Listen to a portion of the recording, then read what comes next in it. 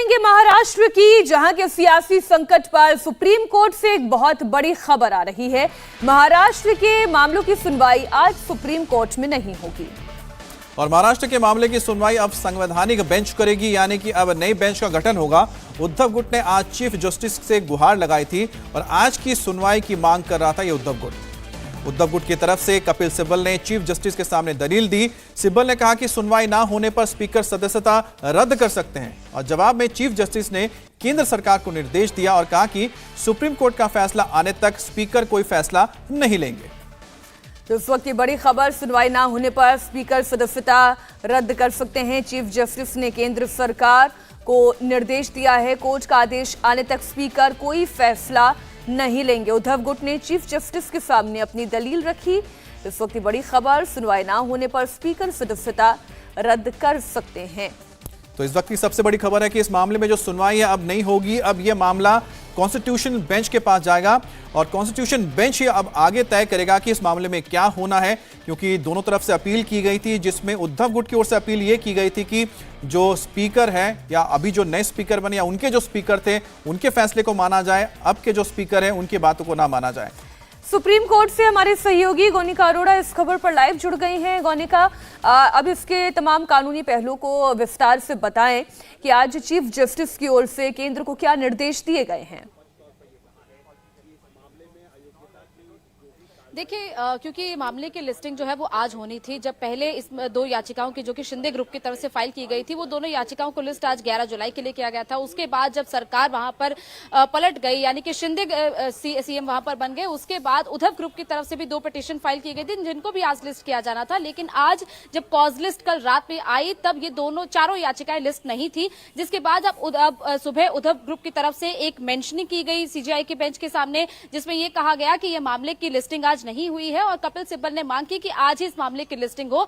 लेकिन सीजीआई ने साफ तौर पर यह कहा कि इस मामले की सुनवाई संवैधानिक बेंच करेगी, संवैधानिक बेंच का गठन किया जाएगा, उसके बाद इस मामले की लिस्टिंग होगी। जिसके बाद यह मांग की गई कि जो डिस्क्वालिफिकेशन का पूरा प्रोसेस है, फिर चाहे वो पुराने स्पीकर की तरफ से शिंदे ग्रुप के विधायकों के लिए हो या फिर नए स्पीकर की तरफ से उद्धव ग्रुप के विधायकों के लिए हो, ये जो प्रोसीडिंग है उस पर रोक लगाई जाए, जिस पर कोर्ट ने रोक लगा दी है। यानी कि डिस्क्वालिफिकेशन का जो प्रोसेस कल होना था वो अब नहीं होगा और ना ही नए स्पीकर उद्धव ग्रुप के किसी भी एमएलए पर किसी भी तरीके के डिस्क्वालिफिकेशन की कोई कार्रवाई को आगे बढ़ा सकते हैं। ऐसे में अभी फिलहाल जो स्थिति बनी हुई है महाराष्ट्र में, वही स्थिति बनी रहेगी। जो शिंदे ग्रुप की सरकार है वही सरकार अभी रहेगी और बाकी की जो आगे की सुनवाई है, जब कॉन्स्टिट्यूशन बेंच का गठन हो जाएगा उसके बाद इस मामले की लिस्टिंग होगी और तभी पता चलेगा कि आखिर कोर्ट की तरफ से क्या फैसला दिया जाता है। लेकिन फिलहाल कोर्ट ने इस मामले में कॉन्स्टिट्यूशन बेंच का गठन इसीलिए भी किया है क्योंकि इस तरीके के कई मामले कुछ महीनों में या फिर एक साल में कोर्ट पे आते रहते हैं।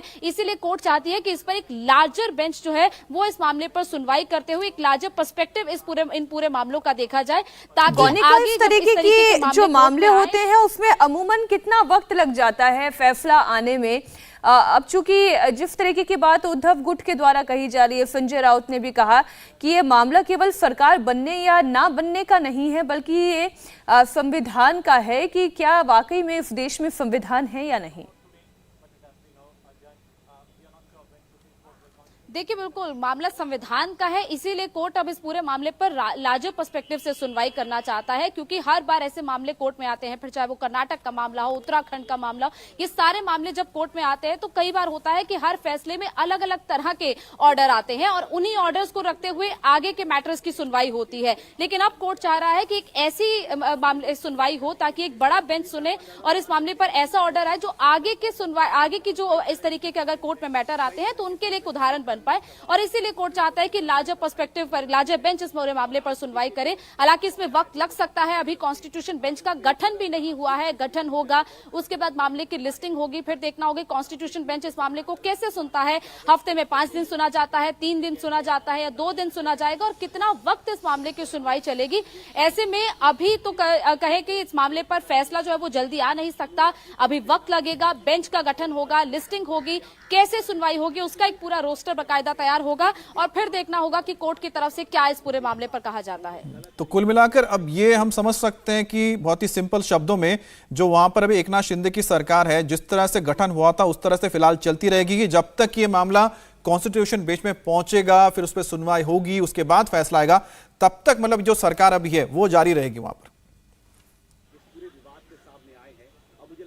बिल्कुल, सरकार वही जारी रहेगी, यानी कि शिंदे अभी भी सीएम बने रहेंगे। इसके अलावा हालांकि शिंदे ग्रुप की तरफ से ये भी कहा जा रहा था कि विस्तार अगर होगा तो वो कोर्ट के फैसले के बाद होगा, लेकिन अब कोर्ट का फैसला आने में काफी वक्त लग सकता है। अभी कॉन्स्टिट्यूशन बेंच जब बनेगी, कितने जजेस की बनेगी, 3 जजेस की होगी, 5 जजेस की होगी। हालांकि 7 जजेस की बेंच काफी कम मामलों में होती है, लेकिन 3 या 5 जजेस की बेंच हो सकती है। लेकिन देखना होगा कि कब तक इसका गठन होता है। सीजीआई खुद इसका गठन करेंगे, उसमें किस किस जज को रखा जाएगा वो भी देखना होगा, और उसके बाद इस मामले की जब लिस्टिंग होगी, इस मामले पर देखना होगा कि कैसे इस मामले पर सुनवाई होती है। गोनिका, लेकिन तब तक स्थिति वैसी ही बनी रहेगी, यानी कि उद्धव गुट के अलावा जो दूसरा पक्ष था, ना ही सरकार को कोई नुकसान। दूसरा जो पक्ष था, उनकी ओर से कुछ बातें सामने आई है आज के सुनवाई को लेकर, या फिर जो सुनवाई नहीं हो पाई इसको लेकर?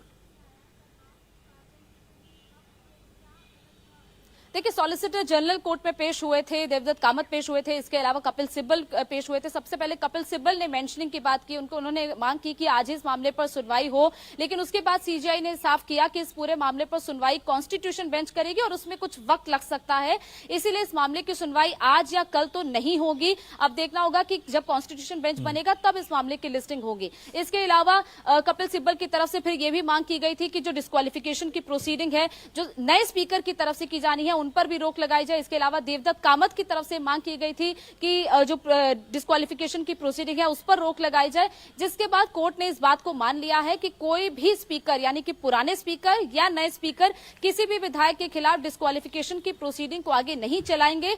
इसीलिए जो स्थिति है वो वैसी ही बनी रहेगी, यानी कि जो 16 ठीक है गोनिका, आप रहिए हमारे साथ। बहुत ही डिटेल में गोनिका ने पूरी जो आज की कार्रवाई रही है कोर्ट की उसको एक्सप्लेन किया। इंडिया टीवी हर वक्त हर जगह डाउनलोड करने के लिए सर्च करें India TV news Google play store या ऐप स्टोर पर।